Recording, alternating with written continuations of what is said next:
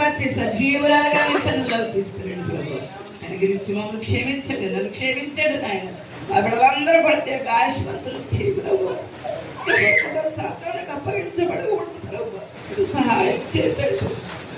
కాలంలో బిడ్డను ప్రభు అనుగ్రహించి బిడ్డను క్షమించి ఆయుష్ను ఆరోగ్యమును మీరు తెచ్చి డాక్టర్లు పరమ డాక్టర్లు వేసయ్యారు.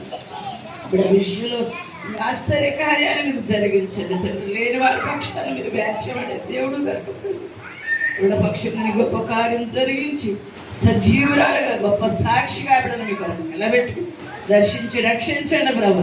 మీరు మాట్లాడండి. కళ్ళకు సప్పుల్లో రాత్రి వేళ మీరు మాట్లాడే దేవుడు కనుక తండ్రి ఎవడని దర్శించి నీ గొప్ప కార్యములు జరిగించమని ఇప్పుడు పక్షంగా తండ్రి ఆ ప్రార్థన బట్టి కాదు కానీ కేవలం నీ మహాదయ చొప్పున కృప చొప్పున ఎవడను కనికరించి సజీవమైన సాక్షిగా నిలబెట్టుకుని మహిమ పొందమని వందనాలు చెల్లిస్తూ డాక్టర్ మంచి జ్ఞానం దయచేయండి ప్రభా. శూన్యంలో సమస్త ఆకారం సృజించిన మా సృష్టికర్త కనుక ప్రభా ఇప్పుడు పక్షంగా గొప్ప కార్యములు జరిగించి మహిమను పొందమని యేసు నామమున అడుగుచున్నాను.